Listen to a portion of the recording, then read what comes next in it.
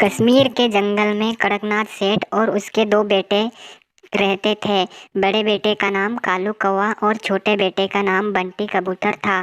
कड़कनाथ सेठ की उम्र हो गई थी और वह आखिरी सांस ले रहा था। मेरे प्यारे बच्चों, मेरा समय आ गया है। मैं तुम्हें किसी भी समय छोड़कर जा सकता हूँ। मैंने अपने सारे जीवन में कुछ भी पैसा नहीं कमाया, इसलिए बंटवारा किए बिना तुम दोनों भाई मिलजुल कर रह लेना बेटे। पिताजी, आपकी यही इच्छा है तो हम कभी भी बंटवारा नहीं करेंगे। ऐसा कहकर दोनों बेटे उसे टेंशन रहित रहने को कहते हैं। ऐसे ही कुछ दिनों बाद कड़कनाथ सेठ का देहांत हो जाता है। कालू और उसकी पत्नी पुरानी यादों में ही डूबे रहते हैं, लेकिन वहीं दूसरी ओर बंटी कबूतर और उसकी पत्नी पिंकी चिड़िया पढ़े लिखे थे और केवल अपने बारे में ही सोचते थे। एक दिन पिताजी खत्म तो उनकी बात भी खत्म। अभी तो हम बंटवारा कर लेना चाहिए। जल्दी से अपने भाई को बोलकर बंटवारा करके अच्छा वाला हिस्सा अपने तरफ रख लेना चाहिए। अगर तुम बात नहीं कर रहे हो तो मैं टुनटुनी भाभी से बात कर लेती हूँ। हाँ हाँ, ठीक है, तुम ही कर लो बात, क्योंकि मेरी बात उन्हें ज़्यादा बुरी लगेगी। ठीक है, मैं आज ही बात कर लेती हूँ उनसे। ऐसा कहकर टुनटुनी चिड़िया से पिंकी चिड़िया बात करती है। टुनटुनी भाभी, अभी हमें बंटवारे के बारे में सोचना चाहिए, क्योंकि अभी हमारे बच्चे हो जाएंगे तो उनके पढ़ाई के खर्चे और उनके अन्य खर्चे हमें अलग अलग उठाना पड़ेगा। इसलिए हमें बंटवारा कर लेना चाहिए। नहीं नहीं पिंकी, ऐसा मत बोलो। तुम्हारे कालू भैया को बहुत दुख होगा। हम आपस में प्यार से रह लेंगे और जो भी घर का खर्चा होगा उसे तुम चला लेना, और खर्चे के जो पैसे होंगे वो हम तुम्हें दे देंगे और तुमसे वापस भी ले लेंगे और हम मिलजुल कर रहेंगे।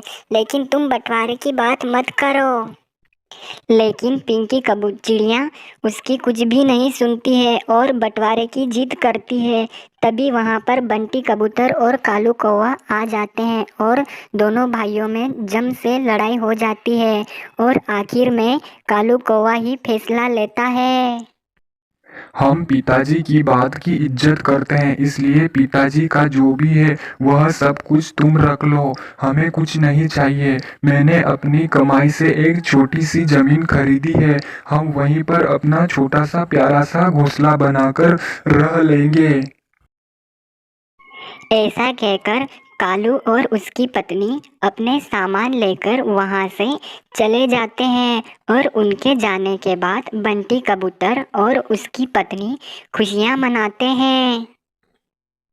अरे वाह, ये दोनों मूर्ख तो सच में छोड़कर चले गए हैं।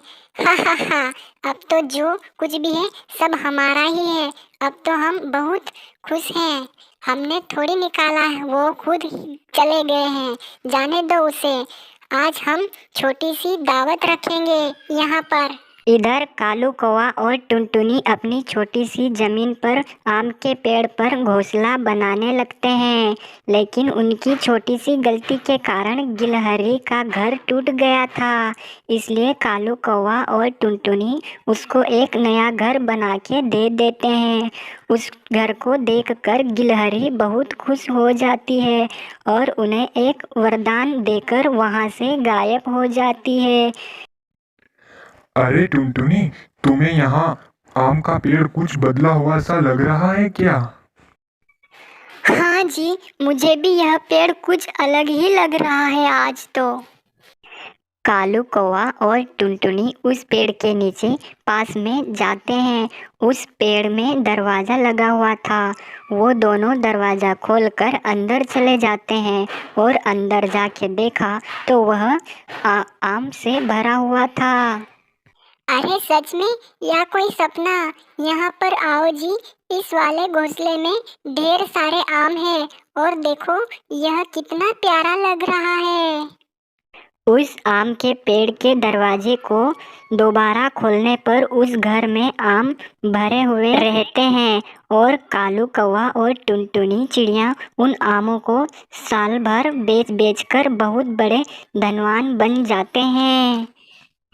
उसकी इस सफलता को देखकर बंटी कबूतर और पिंकी को कुछ समझ नहीं आता है और वो कालू कौवे से मिलने उसके घर आ जाते हैं और उससे कहते हैं कि बड़े भैया, पिताजी की सारी संपत्ति तो मैंने ही रख ली थी, पर फिर भी इतने कम समय में आप धनवान कैसे बन गए? और मेरे पास तो पिताजी की सारी संपत्ति है और मेरे ही नाम पर है। भैया, अच्छी सोच रखने पर हमेशा अपने साथ अच्छा ही होता है। तुम्हें एक बार भी नहीं सोचा कि हम कहाँ जाएंगे और कैसे जिएंगे, इसलिए तुम्हारे पास सब कुछ होने के बाद भी तुम आज भी गरीबी में ही जी रहे हो।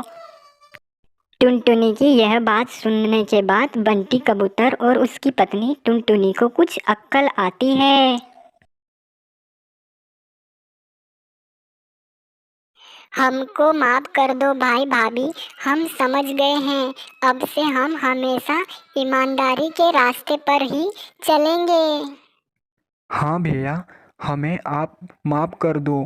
और जब से आप उस घर से निकले हो तब से हमारे जीवन में कुछ हाथ नहीं आया। अभी हम कभी लालच नहीं करेंगे और हम दोनों भाई प्यार से मिलजुल कर रहेंगे। हमें माफ़ कर दो। कालू कौवा और टुनटुनी अपने छोटे भाई को माफ कर देते हैं और खुशी खुशी से रहने लगते हैं।